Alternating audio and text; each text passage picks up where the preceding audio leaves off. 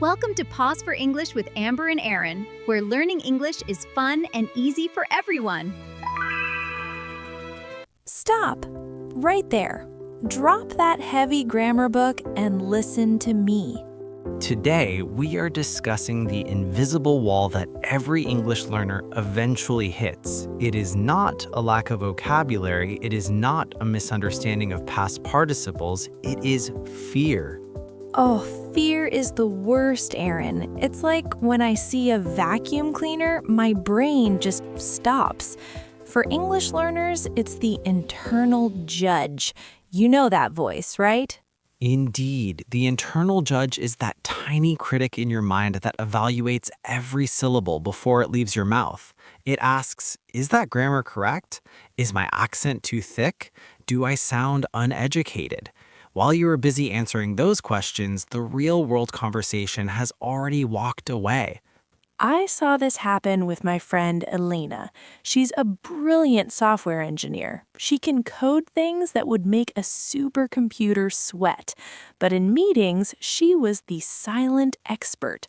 She had all the answers, but she spent the whole time mentally translating and checking her tenses. She was trying to be a perfectionist in a world that only requires communication. Her manager eventually gave her the best advice. I hired you for your brain, not your English. When you stay silent to avoid a mistake, the team loses your genius.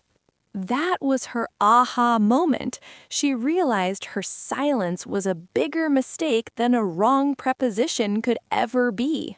To help Elena and all of our listeners overcome that freeze, we use a structural tool. We call it the PREP method. It gives your brain a map so you don't get lost in the forest of grammar. I love maps. PREP stands for point, reason, example, point again. Let's show the listeners how Elena used this in her next big afternoon routine meeting. Let's break it down. Number 1, point, the main idea. We need to update the login server. 2, reason, the why, because it is loading too slowly for our corporate clients. 3, example, the evidence. For instance, I tested it today and it took 12 seconds to load. 4, repeat your point again. So we should fix this by Friday. Wow, she didn't need to worry about being perfect. She just followed the steps. And did you notice she used the word corporate? That means relating to a large company. It's a power word that makes you sound very professional. She also used for instance instead of always saying for example. These are small variations that make you sound like a native speaker without needing a PhD in English. And English isn't just for work meetings, Aaron. It's the key to finding your tribe and making real friends. I want to share a story about a student named Mark. When Mark first moved to London, he felt incredibly lonely. Everything was new. The streets, the culture, even the way people chatted casually. He tried to be friendly with his neighbors. He would smile, nod, and say hello when he saw them in the hallway. But he never stopped to have a real conversation. Deep down, he was terrified of making a mistake in English. Every sentence felt like a test, and he was afraid of failing. It was almost like he was living behind a glass wall. He could see people laughing, chatting, and connecting, but he couldn't quite join them. Then, one afternoon, he noticed a small sign posted on a community board. It was for a community garden project in his neighborhood. Volunteers were needed to help transform an old, empty lot into a shared green space. This became his turning point, his just do it moment.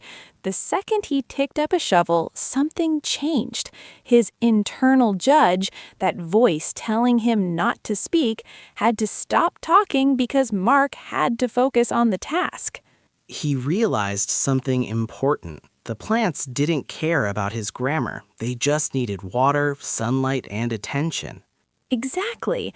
And while working there, he met a neighbor named Sarah. They bonded over their shared interest in sustainable living and growing their own food. The conversation started simple, pointing at seeds, asking about tools, but it gradually became more natural. To suggest ideas, Mark even used the prep method to organize his thoughts. He said, point, we should plant the sunflowers in the back corner. Reason, because that spot gets the most direct sunlight during the day. Example, for instance, yesterday I noticed the sun stays there until about 6 p.m. Point, again, so the sunflowers will grow much taller in that area. And the amazing thing was he wasn't thinking about English anymore. He was thinking about building something meaningful. By focusing on the sunflowers, the soil, and the sunlight, he forgot he was practicing. The fear slowly disappeared because the goal, creating a beautiful space for the community, was bigger than his anxiety. Week by week, the garden grew, and so did Mark's confidence. He started joking, sharing ideas, and even helping new volunteers feel welcome. Now, Mark and Sarah are best friends. They don't just garden together, they visit different garden shows, explore farmers markets, and share new sustainability ideas. That's how it happens. A simple hello becomes teamwork. And teamwork becomes friendship. But Aaron, we have to talk about the ouch moments. What happens if I'm in the middle of a great sentence and I use the wrong word? If I say, I eat pizza yesterday, do I feel like everyone is looking at me? Then the world continues to turn, Amber. We must understand the difference between accuracy and effectiveness. If you say, I eat pizza yesterday, did I understand you? Yes. Was it 100% accurate? No. But was it effective?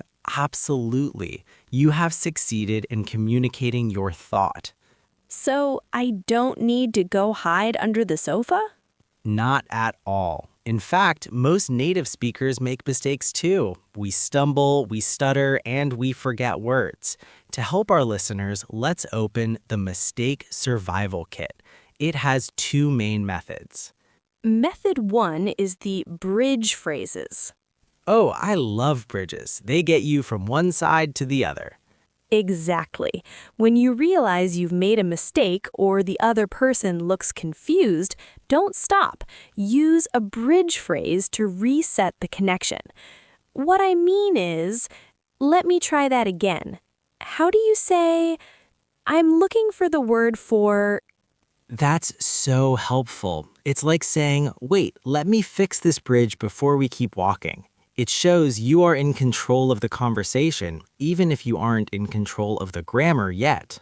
Method 2 is the circumlocution trick. Now this is a big word, circumlocution. It means talking around a word you don't know.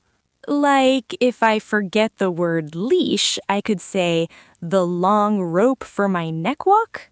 Exactly. If you forget the word colleague, you can say the person I work with. If you forget the word authentic, you can say the real kind of food. You don't need the exact key to open the door. Sometimes you can just climb through the window. Even I make mistakes, Aaron. Sometimes I say, you too, when the waiter says, enjoy your meal. But do I stop talking? Of course not. I just laugh it off. That is the most important lesson of all. You shouldn't stop being a speaker just because of one small error. Accuracy is a mountain you climb slowly over years. But fluency is a choice you make every morning to be brave. Bravery. I like that. It's better to be a brave speaker with bad grammar than a silent genius who never says a word.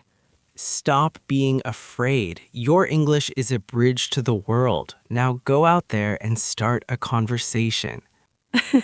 Oh, Aaron, I think we really helped some friends today. I feel like my heart is doing a happy dance.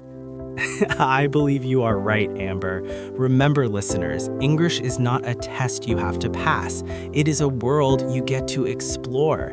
The prep method is your map, and your bravery is your compass. Exactly. Don't let that internal judge keep you in the doghouse. Get out there, use your bridge phrases, and start building those connections.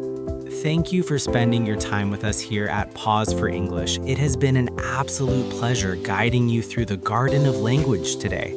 Oh, we can't wait to hear your stories. Do you have a topic you're positively dying to hear us talk about?